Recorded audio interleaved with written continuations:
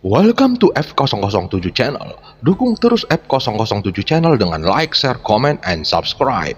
Melanjutkan cerita berikutnya dari Battle Through the Heavens.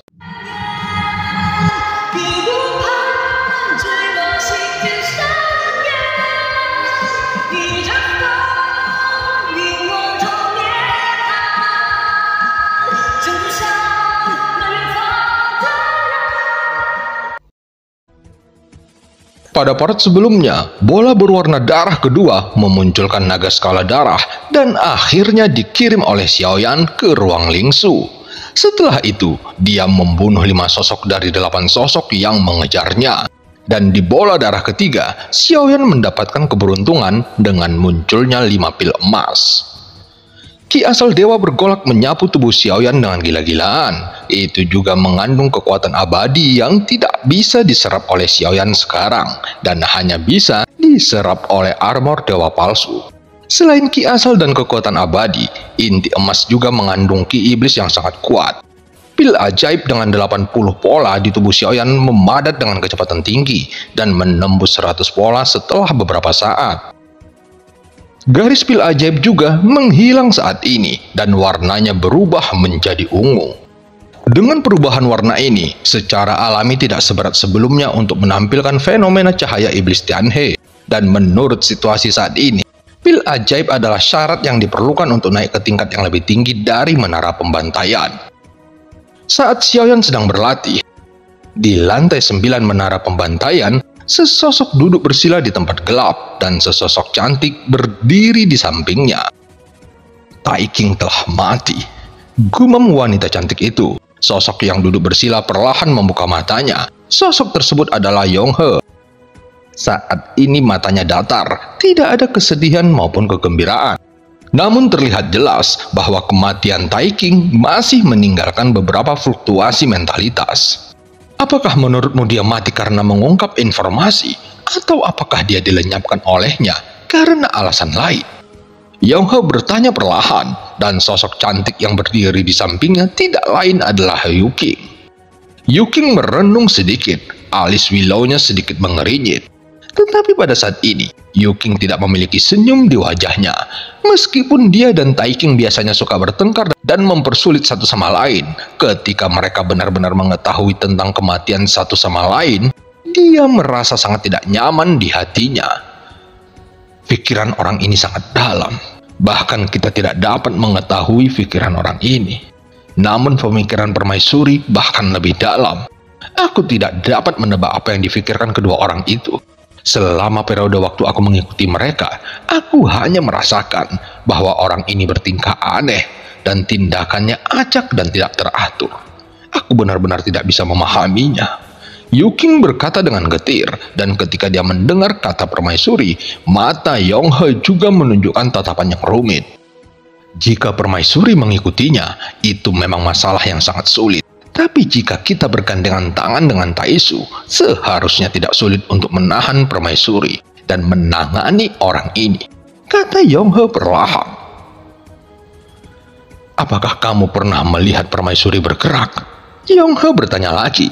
Yu King berhenti, lalu mengingat pertarungan dengan Xiaoyan sebelumnya, lalu perlahan membuka mulutnya. Permaisuri tidak pernah bertarung secara langsung, tetapi orang yang terlihat persis seperti Tuhan Istana memiliki tubuh yang abadi, tetapi sumber energinya tampaknya masih ada di Dewa Petarung.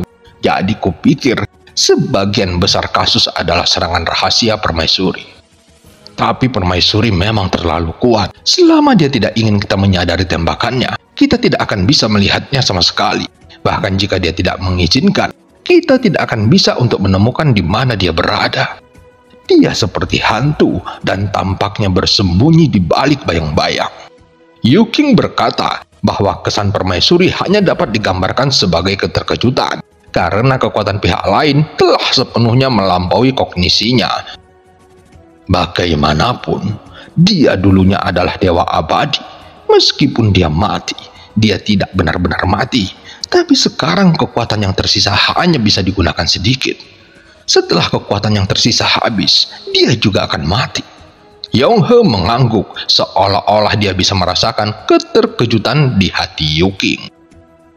Bahkan Yonghe sangat berhati-hati terhadap permaisuri, jadi dia berencana untuk bekerja sama dengan Taisu untuk melancarkan penyergapan terhadap permaisuri. Bahkan jika dia tidak bisa mengalahkan permaisuri dalam pertempuran ini, dia masih bisa mengandalkan tangan Taisu untuk menguji permaisuri.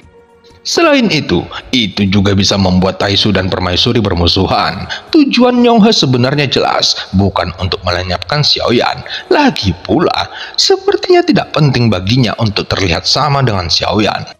Karena teknik penyamarannya tidak sulit dan bukan tidak mungkin persis seperti dia. Sejauh ini yang benar-benar ingin diselesaikan Yonghe adalah permaisuri. Munculnya permaisuri adalah ancaman terbesar bagi Istana Dewa Pemburu. Pada saat dia tidak muncul, mereka menguasai alam Suanyin. Dan semakin banyak orang yang kuat bergabung, sumber daya yang dimiliki oleh Istana Dewa Pemburu juga akan terus bertambah. Jika terus seperti ini, Istana Dewa Pemburu pasti akan berkembang menjadi kekuatan terkuat di alam Suanyin dalam waktu dekat. Adapun Yonghe itu untuk dapat mencapai tingkat mantan permaisuri, sehingga memiliki hak mutlak untuk berbicara dan mengendalikan di seluruh alam Suanyin. Kekuasaan inilah yang dikejar Yonghe pada tahap ini, dan kemunculan permaisuri sekali lagi membuat Yonghe merasakan krisis, dan juga sikap permaisuri terhadap Istana Dewa Pemburu. Meskipun tidak ada permusuhan yang jelas, tetapi terlebih lagi, itu menunjukkan bahwa permaisuri lebih memikirkannya di dalam hatinya. Permaisuri akan mengambil tindakan untuk menghancurkan Istana Dewa Pemburu kapan saja. Jadi Juchi harus melakukan persiapan terlebih dahulu. Yang terbaik adalah membiarkan kekuatan ketiga terlibat, seperti Taisu. Kekuatan Taisu di alam Suanyin hanyalah puncak gunung es dan tidak pernah menonjol. Tetapi Juchi tahu bahwa kekuatan Taisu juga sangat kuat. Yang terbaik adalah memicu perang antara keduanya, seperti untuk dirinya sendiri. Tidak lama kemudian, terdengar suara berderap di lapisan kabut abu-abu lantai ke-9, dan dua sosok datang berdampingan dan akhirnya melayang di depan Yonghe. "Kamu adalah Tuan Istana Dewa Pemburu." Salah satu dari mereka berbicara dengan suara yang dalam, dan kedua sosok itu sama-sama mengenakan armor dewa palsu dengan pelindung kepala selalu tertutup. Penampilan armor dewa palsu kurang lebih sama, hanya warna dan bentuknya yang sederhana sedikit berbeda. Tentu saja, perbedaan yang sebenarnya adalah angka di lengannya. Mata Yonghe juga tertuju pada lengan kedua orang Taisu ini untuk pertama kalinya, dan ada dua angka berbeda, 817 dan 830 pada lengan mereka. Melihat dua angka ini, Yonghe sedikit mengerinyit, seolah-olah dia merasa sedikit tidak senang. Tetapi setelah beberapa saat, matanya kembali jernih, dan dia sedikit mengepalkan tinjunya kepada kedua orang Taisu itu. "Ya, Juchi ada di sini," kata Yonghe perlahan. Menghadapi kedua Taisu, nada Yonghe datar dan dia tidak menunjukkan kerendahan hati di depan mereka. Sebaliknya, matanya acuh tak acuh, seolah-olah ingin menunjukkan dia adalah penguasa sejati alam Suanyin. "Di mana orang yang membunuh dua Taisu?"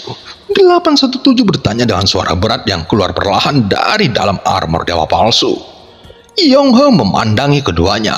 Wajahnya tidak terlalu bagus karena angka di lengan yang datang terlalu sedikit, dan jumlahnya secara langsung mewakili kekuatan mereka, dan keduanya menempati peringkat setelah 800.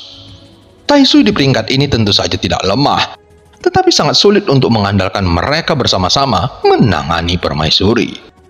Meskipun ucapan ini sedikit lancang, aku masih ingin bertanya, apakah Taisu yang mendatangkan kalian berdua? Yonghe tidak dapat melihat harapan apapun saat ini, dan dia bahkan tidak memiliki kualifikasi untuk bersaing dengan permaisuri. Jika hanya ada mereka berdua, maka Yonghe akan mundur dari rencana ini tanpa ragu. Karena dia khawatir akan sulit untuk menahan permaisuri walau hanya sejenak, dia berpikir Taisu akan mengirim seseorang dengan kekuatan yang lebih kuat untuk menghadapinya. Keduanya juga melihat ke arah Yonghe ketika mereka mendengar kata-kata itu. Meskipun mereka tidak bisa melihat mata keduanya di dalam baju besi, mereka bisa merasakan bahwa mereka sedikit tidak senang dengan Yonghe, karena kata-kata Yonghe sepertinya merendahkan mereka. Masih ada 3 lagi. 817 adalah orang pertama yang menjawab pertanyaan Yonghe. Lawan yang harus kita hadapi kali ini tidak sederhana. Kamu pasti pernah mendengar namanya. Dia pernah menjadi yang terkuat di alam Suanyin dan dia disebut permaisuri oleh dunia ini.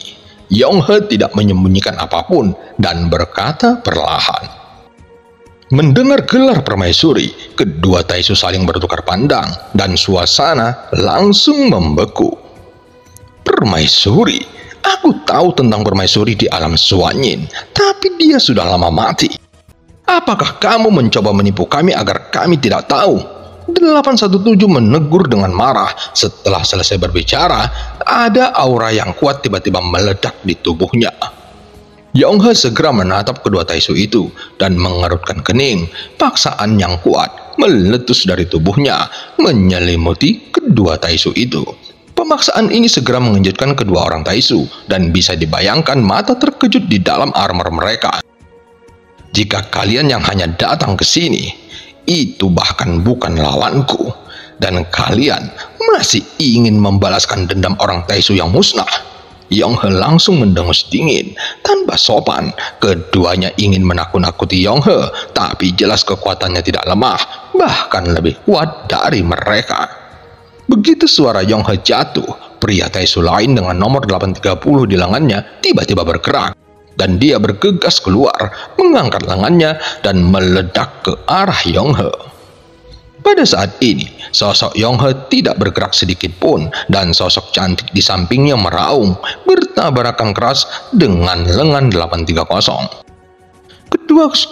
Kedua sosok itu tiba-tiba membeku. Jika kalian seperti ini, maka kalian tidak akan pernah tahu orang yang telah membunuh Taisu. Yonghe mendengus dingin dan berkata dengan marah. 830, berhenti. 817 menggeram. Tinju yang terakhir dan Yuking yang berkonfrontasi bergetar hebat dan mereka berdua menembak ke belakang. Kali ini dalam konfrontasi tidak ada pihak yang menggunakan kekuatan nyata dan lebih seperti saling menguji. Permaisuri yang kamu sebutkan sudah lama mati. Semua orang di alam Suanyin tahu tentang masalah ini. Aku tidak tahu apakah permaisuri yang kamu sebutkan dibangkitkan dari kematian atau apa artinya. Suara 817 rendah dengan nada bertanya. Permaisuri memang telah mati, tetapi jelas bahwa dia berada pada level yang tak terbayangkan. Bahkan jika kamu mengganggunya setelah mati, tidak akan menjadi masalah untuk bangkit dan membunuhmu lagi. Yonghe berkata dengan mendengus dingin. Oke, aku percaya untuk saat ini. Beritahu aku, di mana permaisuri? 817 berkata dengan dingin. Mendengar ini, Yonghe melambaikan jubah lengannya, duduk bersila di tempat, menutup matanya dan tidak berbicara lagi. Apa maksudmu? 817 memandang Yonghe yang sedang duduk bersila dan merasa sedikit kesal. Jika kamu memiliki sikap ini, aku tidak keberatan membunuh kalian berdua. Pada saat ini, Yonghe yang matanya tertutup mengerutkan kening dan niat membunuh yang kuat tiba-tiba terpancar dari tubuhnya. Mendengar ini, 830 segera maju selangkah lagi dan berteriak dengan marah. Katakan lagi. Sosok Yonghe yang bersila berubah menjadi bayangan. Cahaya keemasan menyapu dan pedang emas setinggi 3 kaki melintas di tenggorokan 830 dalam sekejap. Tetapi ketika hendak memotong tenggorokannya, pedang emas itu tiba-tiba berbalik dan melewati dadanya. Tiba-tiba percikan terbang kemana-mana dan meskipun kekuatan pertahanan yang luar biasa dari armor dewa palsu itu masih ditusuk oleh pedang emas. Dan seluruh armor dewa palsu dipotong. Itu hampir menembus daging dan darah di dalam armor dewa palsu. Di antara bagian terlemah dari armor dewa palsu memiliki lapisan perlindungan yang paling kuat. Dan lapisan perlindungan inilah yang memblokir serangan fatal Yonghe. Tapi jelas, Yonghe mengubah arah pedang emas dan tidak benar-benar mencoba membunuhnya. Tapi pukulan ini juga menyebabkan pencegahan yang cukup sehingga 830 buru-buru menembak ke belakang. Yonghe sepertinya tidak berniat berhenti pada titik ini. Dia melangkah maju lagi dan meraung ke arah tenggorokannya dengan pedang emas.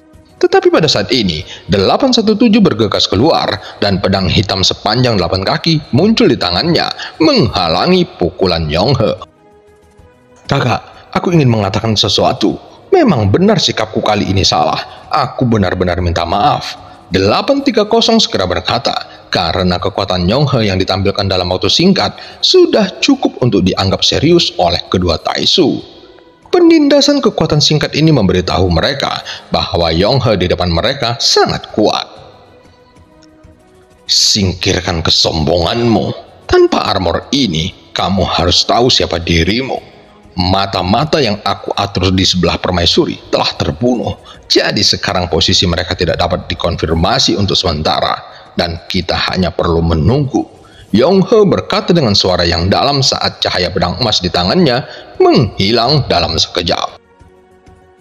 Lalu, kekuatan macam apa permaisuri ini? 817 menjadi lebih sopan, menangkupkan tinjunya sedikit. Poin ini masih belum diketahui jelas, tetapi jika Taisu mendatanginya untuk balas dendam, itu bahkan tidak memenuhi syarat untuk menghadapi permaisuri. Yonghe sama sekali tidak sopan. Di depan kebanyakan makhluk abadi, Taisu ini mengandalkan kekuatan armor. Mereka memang bisa mengalahkan yang kuat di sekitar langkah kelima. Tetapi jika keabadian yang lebih kuat mencapai langkah ke-6 atau ke-7, itu bukanlah sesuatu yang bisa diselesaikan oleh orang Taisu biasa. Dibutuhkan ahli Taisu yang lebih kuat untuk maju agar memungkinkan bisa menang. "Jangan khawatir, saudaraku. Kami secara alami siap ketika kami datang ke sini. Selama itu bukan keabadian para dewa, bukan tidak mungkin untuk mencobanya," jawab 817. "Sudah lama sejak Dewa Taisu ada di sini, dan dia bisa menerobos dan memasuki tempat ini kapan saja," kata 817. "Dewa Taisu?" Yonghe sedikit terkejut ketika mendengar nama itu, karena dia belum pernah mendengarnya sebelumnya. Pada saat ini, di luar hutan belantara abadi, bayangan hitam besar melayang di kehampaan. Tubuhnya ditutupi sisik hitam, tubuhnya terlihat seperti ikan paus, namun penampilannya terlihat seperti buaya. Namun yang mengejutkan adalah separuh tubuhnya yang lain tidak terbuat dari daging dan darah, melainkan terbuat dari baja halus dan masih bisa terlihat jantung merah yang berdetak di dalamnya.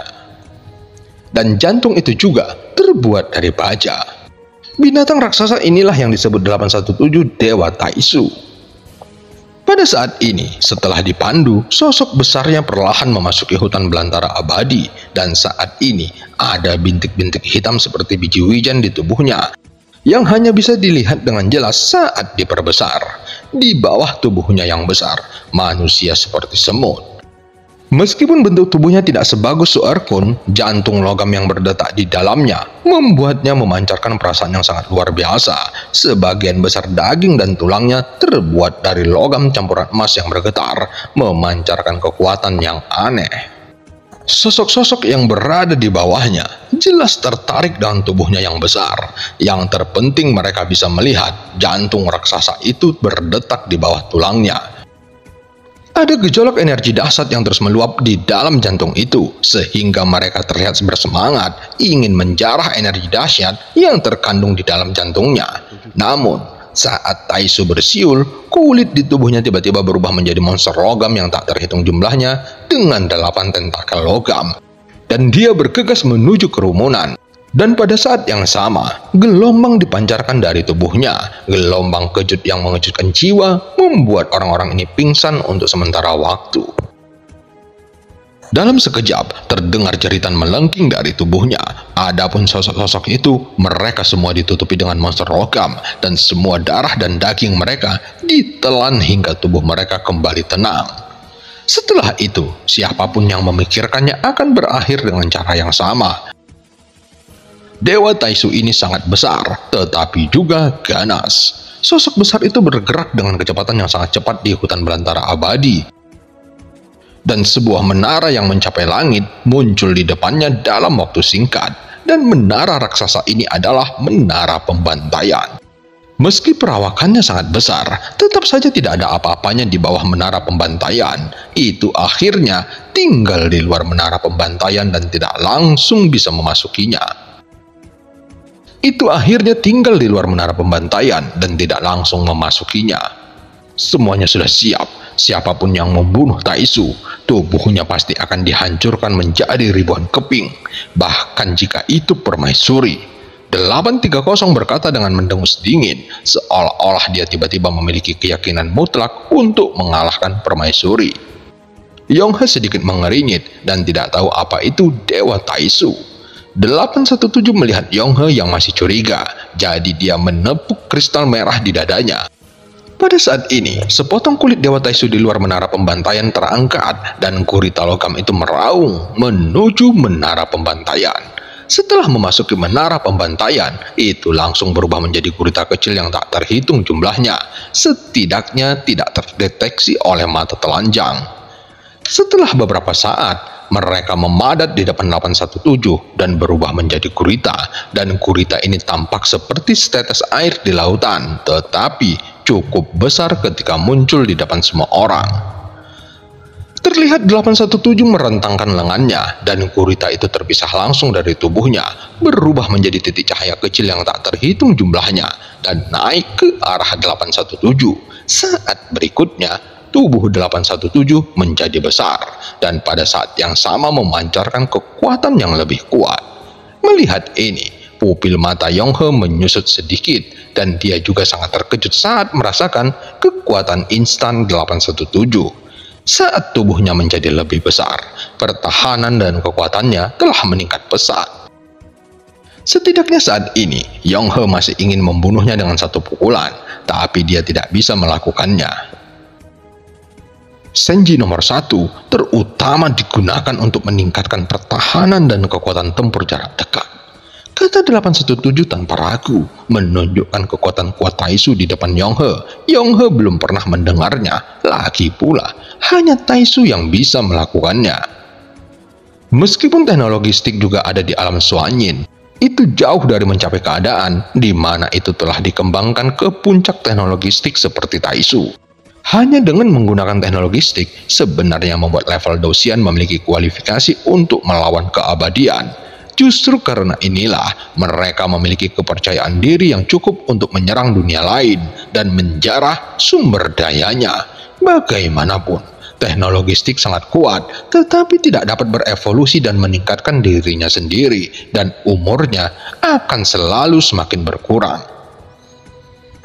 Tentu saja, alasan kurangnya sumber daya di dunia Taisu justru karena ambisi mereka yang tak terbatas, terus-menerus menyerang dunia untuk menjarah sumber daya, dan mereka telah dikucilkan oleh banyak dunia. Meskipun tidak dihancurkan, mereka juga merusak Taisu sepenuhnya. Tanpa sumber daya yang cukup, mereka harus memikirkan cara melalui pengembangan teknologi stick. Taisu sekali lagi menjadi salah satu dunia yang paling kuat. Ketika sudah siap, mereka berencana untuk meluncurkan invasi ke dunia lain. Jelas, target mereka adalah Senshi yang kaya akan sumber daya dan memiliki banyak dunia tambahan. Setelah kue sebesar itu bisa dimakan, Taisu untuk sementara dapat memecahkan masalah kekurangan sumber daya dan bahkan membuat Taisu melangkah ke level yang lebih kuat lagi.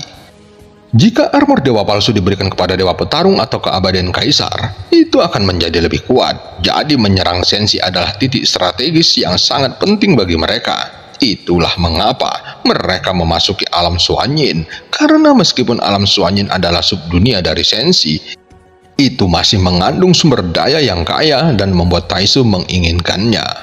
Pada saat ini, seekor gurita juga muncul di depan 830 dan kemudian menutupi seluruh tubuhnya, memberinya 3 kepala dan 6 lengan yang tampaknya meniru Asura yang perkasa. Yang terakhir memandang Yonghe lagi saat ini dan sepertinya masih tidak puas dengannya, dan sekarang dia ingin menakuti Yonghe lagi. 830, dia adalah teman, jadi jangan kasar. Tapi saat ini 817 berteriak. 830 sangat tidak puas dengan sikap Yonghe. Sepertinya di matanya semua orang di sini cepat atau lambat akan mati.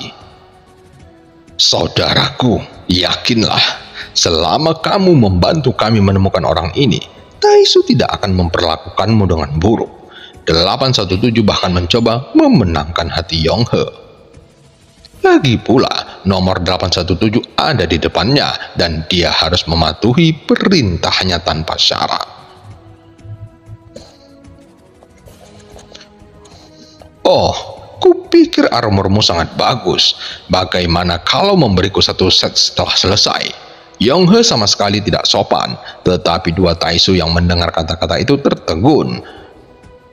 Bukannya aku tidak bisa memberimu armor dewa palsu, tapi itu tidak berguna untukmu. Armor dewa palsu hanya bisa dikendalikan oleh seseorang dengan darah Dao-Xian. Jadi meski aku memberi itu untukmu, kamu tidak bisa menggunakannya. 817 langsung mengatakan dengan benar. Yonghe sedikit mengangkat alisnya. Yonghe sedikit mengangkat alisnya saat mendengar kata-kata itu dan langsung menatap mereka berdua dan berkata, "Masalah ini bukan tidak mungkin untuk diselesaikan. Bukankah cukup untuk mengambil salah satu dari kalian yang terlalu kosong?" Kata Yonghe, dan 830 yang mendengar kata-kata itu bisa merasakan niat membunuh yang baru saja dia tekan, dan itu menjadi lebih kuat lagi yang ditujukan pada Yonghe. Armor dewa palsu dihubungkan oleh jiwa. Tidak mungkin salah satu dari Taisu dibawa pergi. Bahkan jika dia meledakkan dirinya dalam hidup dan mati, tidak mungkin itu dibawa pergi. 817 sangat percaya akan hal ini. Untuk Yonghe, tentu saja tidak mudah untuk mempercayainya. Tapi jika kamu benar-benar menginginkan armor dewa palsu, aku bisa memberikannya kepadamu, kata 817. 830 tiba-tiba menoleh untuk melihat ke 817, seolah-olah dia bisa merasakan mata kaget dan curiga datang dari pelindung di kepalanya. Jelas 817 sangat percaya diri, bahkan jika dia memberikan Yonghe armor dewa palsu, itu tidak akan berpengaruh di tangannya. Mendengar ini, Yonghe mengangguk sedikit untuk mengungkapkan kepuasannya. Melihat armor dewa palsu pada mereka berdua, Yonghe juga merasa aneh. Armor semacam ini tidak mungkin ada di alam Suanyin. Jika dia bisa mendapatkan satu set armor dewa palsu, itu akan sangat membantunya. Hanya saja dia tidak tahu apakah benar seperti yang dikatakan 817. Hanya mereka yang terlalu kosong yang bisa mengendalikannya. Tidak peduli bisa mengendalikannya atau tidak, setidaknya memilikinya dulu dan akan selalu ada solusi di masa depan. "Berapa banyak orang yang kamu datangkan?" tanya Yonghe. "Kapan tiga lainnya bisa berkumpul?" "Seharusnya sudah hampir sampai," jawab 817 lagi. "Butuh kesabaran untuk menghadapi mereka, dan semua timmu harus berkumpul. Lawannya sangat kuat. Jika kita tidak memiliki kekuatan absolut, kita bahkan tidak memiliki kualifikasi untuk bersaing dengannya. Jadi kita harus berhati-hati." Dia berkata dengan serius. 817 tidak membantah, tetapi sedikit mengangguk. Saat ini, dia jelas memilih untuk percaya pada Yonghe. Dia dan 830 juga duduk bersila di ruang terbuka di samping mereka, menunggu dengan tenang. Pada saat ini, Xiaoyan yang sedang duduk bersila tampak normal bagi orang luar, tapi ini hanya ilusi yang diciptakan oleh permaisuri, karena pada saat ini Xiaoyan meletus dengan fluktuasi ki asal yang kuat. Ki sumber dan lautan bintangnya mengembun dengan kecepatan yang luar biasa. Setelah menelan pil emas pertama, waktu yang lama telah berlalu. Tetapi sumber ki yang agung masih tidak ada habisnya, seperti air mancur di tubuh Xiaoyan. Kecepatan kohesi sangat mencengangkan, dan dalam waktu singkat ini, sumber energi latar belakang Xiaoyan telah mencapai 1,8 miliar. Efek dari pil emas benar-benar di luar imajinasi Xiaoyan, tetapi ketika dia memikirkan tentang bagaimana 853 membuka benda ini, apa yang terjadi dengan keberuntungannya? Tapi untungnya, 5 pil emas terakhir jatuh pada Xiaoyan. Karena sumber ki dan lautan bintang terus memadat, latar belakang sumber ki meningkat dengan liar, dan Xiaoyan tampaknya hanya selangkah lagi dari puncak Dewa Petarung bintang 9. Tentu saja, yang benar-benar membuat Xiaoyan bersemangat bukanlah puncak dari Dewa Petarung bintang 9, melainkan mencapai keabadian Kaisar yang dirindukan olehnya. Setelah menjadi abadi, meskipun masih akan dibunuh, itu telah melompat keluar dari waktu. Artinya, selama yang abadi menyembunyikan dirinya tanpa ingin mati, bahkan waktu dan zaman kuno pun tidak dapat menghapusnya. Keabadian juga merupakan kekuatan di luar waktu, Tapi ada satu hal yang perlu dipahami, keabadian bukan berarti tidak akan mati, dan bukan berarti tidak terkalahkan di dunia. Selama malapetaka, Xiaoyan merasakan kekuatan yang maha tinggi, jadi dia mengerti bahwa untuk mencapai tingkat yang maha tinggi, dia harus memiliki kekuatan yang mulia. Tampaknya menerobos keabadian kaisar seolah-olah itu adalah langkah pertama untuk benar-benar menjadi seorang raja. Sejak meninggalkan benua Dodi, Xiaoyan mengandalkan bantuan terlalu banyak orang kuat untuk bisa pergi hari ini. Ini adalah keberuntungan yang diberikan kepadanya oleh Yang Mulia. Namun, keberuntungan semacam ini juga bisa mengikuti pecahnya pertempuran antara Senshi dan Taisu. Xiaoyan harus menjadi lebih kuat secepat mungkin, dan meskipun permaisuri di sampingnya dapat meledak dengan kekuatan yang sangat kuat dan dapat memberinya rasa aman yang cukup saat ini, Xiaoyan memahami bahwa permaisuri saat ini seperti lilin yang menyala. Dan lilin itu pada akhirnya akan padam. Permaisuri telah lama mati, dan permaisuri sekarang mungkin hanyalah sisa jiwanya yang dia simpan untuk menunggu Yang Mulia. Kekuatan tidak ada habisnya, tetapi Xiaoyan berharap dia setidaknya bisa sedikit lebih kuat, sehingga dia dapat menembus keabadian, dan kemudian menggunakan teknik pembentuk kehidupan dan mengintegrasikan kekuatan avatarnya. Setidaknya dia dapat menghadapi sebagian besar musuh yang kuat. Saat ini, genesis ki di tubuh Xiaoyan tidak lagi dihitung 1 atau 2, tetapi dapat menyingkat jutaan dalam sekejap promosi, dan kecepatannya sungguh luar biasa. Kecepatan ini juga menunjukkan bahwa Xiaoyan secara bertahap sampai pada akhir Dewa Petarung, perlahan-lahan bergerak menuju kekuatan yang lebih kuat.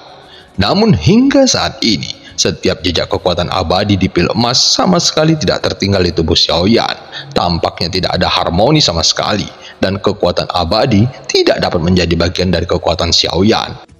Dan Xiaoyan masih belum bisa merasakan alam keabadian saat ini. Dan film pun berakhir. Sampai ketemu di part selanjutnya.